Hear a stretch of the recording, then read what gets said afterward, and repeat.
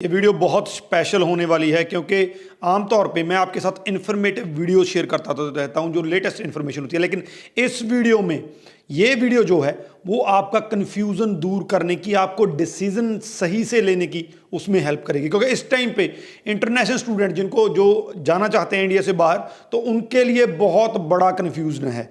मैंने जितना भी मेरा एक्सपीरियंस रहा है इस इंडस्ट्री का, तो सबसे ज़्यादा कन्फ्यूज्ड जो इस टाइम वो चल रहा है, क्योंकि सारे के सारे कंट्रीज पॉलिसीज चेंज कर रहे हैं। कई कंट्रियों को वैसे दिक्कत है, तो कहीं ना कहीं पे इंटरनेशनल स्टूडेंट बहुत ज़्यादा कंफ्यूज है कि किस कंट्री में अप्लाई किया जाए। मैं किसी कंट्री को प्रमोट नहीं करने जा रहा हूं, तो आपको आपकी ऑप्शन जो हैं वो मैं इसमें बताने की कोशिश करूंगा और कोशिश करूंगा कि आपका जो कंफ्यूजन है वो एक्यूरेटली दूर हो जाए। ये वीडियो आपको अच्छी लगेगी, ये मैं आपको गारंटी से कह सकता हूं, तो इसको शेयर जरूर कर देना। उससे पहले हमारा यूट्यूब चैनल जरूर सब्सक्राइब कर लीजिए, क्योंकि इस पर आपको ऐसी ही मोटिवेशनल और इन्फॉर्मेटिव वीडियोस देखने को मिलती है। तो वीडियो को शुरू करते हैं। जो कन्फ्यूजन इस टाइम पे स्टूडेंट्स के माइंड में बना हुआ है, ये कन्फ्यूजन वैसे ही नहीं है, क्योंकि जब हम 4 मेजर कंट्रीज की बात करते हैं जो इस रीजन से साउथ ईस्ट एशिया से जाते हैं, वो कनाडा है, ऑस्ट्रेलिया है, यूके है, न्यूजीलैंड है। तो इन सारे के सारे कंट्रीज में को लेकर ही कंफ्यूजन बना हो। यूएस को मैं इसमें नहीं रख रहा हूं, क्योंकि यूएस कहीं ना कहीं पे जो है का सक्सेस रेट बहुत कम है, इसी वजह से। तो ये जो 4 कंट्री हैं जिनमें स्टूडेंट जाते हैं, वीजा भी आता है, तो इनको लेकर कंफ्यूजन है। जैसे कनाडा है, कनाडा में रिसेशन की बात हो रही है, हाउसिंग क्राइसिस है, जॉब क्राइसिस है, हमें पता है। ऊपर से कनाडा ने जो है जीआईसी डबल कर दिया है, तो इसको लेकर स्टूडेंट काफी ज्यादा कंफ्यूज हैं। उसके बाद अगर ऑस्ट्रेलिया की बात करें, ऑस्ट्रेलिया इमिग्रेशन को कट ऑफ कर रहा है, नंबर ऑफ स्टूडेंट्स को कट ऑफ कर रहा है, पॉलिसीज में बहुत बड़ा चेंज आ गया है, बड़ा बम्ब गिरा दिया है उन्होंने जो नए स्टूडेंट्स के लिए काफ़ी ज़्यादा स्ट्रिक्ट हो गए हैं, और पुराने जिनको वो टेम्परेरली परमानेंट कहते हैं, यानी कि वो वहाँ पे 8-8, 9-9 साल से बैठे हैं, तो उनको भी वापस निकालने की तैयारी हो रही है। तो इतना बड़ा कन्फ्यूजन के ऑस्ट्रेलिया में। यूके में स्पाउस वीज़ा जैन 2024 से ऑलरेडी जो है वो बंद हो चुका है। वैसे भी यूके जो है वो भी इमिग्रेशन कट की बात कर रहा है, खास करके स्टडी वीज़ा को लेकर, और वो भी पॉलिसीज चेंज करने की बात कर रहे हैं। न्यूजीलैंड जो है उसने अभी तक अपनी पॉलिसीज डिक्लेयर नहीं की है। वैसे भी न्यूजीलैंड जो है उसका प्रोसेस इतना ज़्यादा कॉम्प्लेक्स हो गया है कि स्टूडेंट्स के लिए, आम स्टूडेंट्स के लिए उस प्रोसेस को कंप्लीट कर पाना बहुत ज़्यादा मुश्किल है। तो इतना बड़ा कन्फ्यूज़न बना हुआ है। अब इस कन्फ्यूज़न में आप क्या कर सकते हैं, मैं जितना मेरा एक्सपीरियंस है, जितनी मेरी नॉलेज है, उसमें आपको बताने की कोशिश कर रहा हूँ कि कौन कौन सी आपके पास ऑप्शन है। ये लेकिन उससे पहले बता दूं कि आप जो भी चीज़ चूज़ करें, तो आपका वो स्टेप जो है आपकी जिंदगी बदलने वाला है। तो वो स्टेप बहुत ज़्यादा इंपॉर्टेंट है, बहुत सोच समझ के उठाना है। तो बात करते हैं उन ऑप्शंस की जो आपके पास है। सबसे पहली ऑप्शन जो हर एक के पास है वो है आप इंडिया में रह सकते हैं। हालांकि बहुत कम स्टूडेंट इससे एग्री होंगे, क्योंकि जो इंडिया में है, अगर इंडिया में सही होता, आप यहाँ पे रह सकते, आप यहाँ पे जॉब कर सकते, बिजनेस कर सकते, तो आपको बाहर पढ़ने जाने की, अपनी फैमिली को छोड़कर, अपने नियर एंड डियर्स को छोड़कर वहाँ पे जाने की जो है सोचना भी ना पड़ता। तो इंडिया की ऑप्शन आपके पास है, लेकिन बहुत कम स्टूडेंट इसके से एग्री करेंगे। आप रह सकते हैं, ये आपके पास एक ऑप्शन है। दूसरा ऑप्शन जो है वो है कि आप इन कंट्रीज में से कोई कंट्री चूज कीजिए, कनाडा, ऑस्ट्रेलिया, यूके, न्यूजीलैंड में से कोई चूज कीजिए, लेकिन उसके साथ साथ अपना बजट देखिए, प्रेफरेंस देखिए और प्रोफाइल देखिए। इसमें मैं आपको 2-3 चीजें बताना चाहूंगा।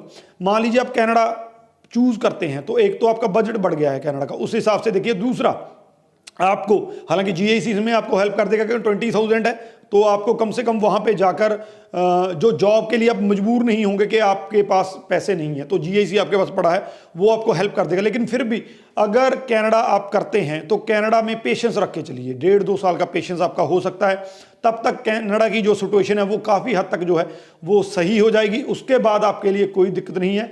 Canada still is the best country अगर आपने अप्लाई करना है, क्योंकि वहाँ पे पीआर जो है वो कहीं ना कहीं पे आसान है as compare to other country. अगर हम ऑस्ट्रेलिया की बात करते हैं, ऑस्ट्रेलिया तभी चूज कीजिएगा अगर आपके प्रोफाइल बहुत बढ़िया है, आपके पास जो है जो फंड्स हैं, उनकी जो रिक्वायरमेंट्स है फाइनेंशियल, वो सारी की सारी पूरी हैं। और ख़ास करके अगर आप ऐसी स्टडी में जा रहे हैं जिसका स्कोप के ऑस्ट्रेलिया में ज़्यादा है, जिसकी डिमांड ज़्यादा है, ताकि उसके बेसिस पे आप पीआर हो सके, ना कि टेम्परेरली परमानेंट बन सके, आपको बार बार वीज़ा एक्सटेंड करवाना पड़े, 8-9 साल के दौरान आप बिना पीआर पे वहाँ पे बैठे रहें।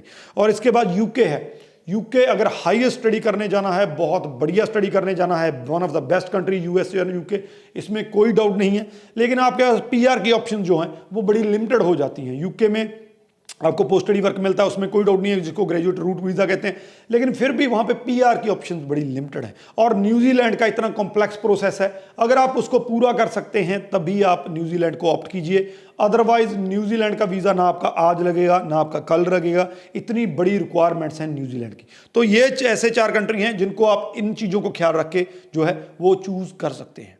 और तीसरी ऑप्शन जो है, जो आपने आज तक सोचा नहीं है, जिसके बारे में मोस्टली स्टूडेंट्स ने सोचा नहीं है, तो वो और कंट्रीज़ को एक्सप्लोर करना है। जरूरी नहीं है कि कनाडा, ऑस्ट्रेलिया, यूके, न्यूजीलैंड या यूएस यही कंट्रीज़ हैं, और भी बहुत सी कंट्री। हाँ, ये जरूर है कि ये जो कंट्री हैं 5 इनमें इंग्लिश बोली जाती है, तो कहीं ना कहीं पे आपको कम्युनिकेशन का जो है वो दिक्कत नहीं आती है। लेकिन एक्सप्लोर कीजिए, और भी कंट्रीज़ है, जैसे कि मान लीजिए आपने स्पाउस वीज़ा करना है, तो कंट्री यूरोप में ऐसे हैं, स्वीडन है, कई और कंट्री हैं जो स्पाउस वीज़ा देते हैं और सक्सेस रेट बहुत बढ़िया रहता है। तो आप अपना और कंट्रीज़ को एक्सप्लोर कर सकते हैं। आपने अगर कम फीस के साथ, कम बजट के साथ क्वालिटी एजुकेशन लेनी है, तो जर्मनी आपके लिए एक बहुत बड़ी ऑप्शन हो सकता है। जर्मनी का अगर मैं हमारे रिसेंटली जो ऑफर लेटर आए हैं, 7-8 ऑफर लेटर आए हैं, तो उसमें फीस जो है वो 5,000 यूरो से लेकर 7,000 यूरो तक की आई है, जो कि बहुत कम है।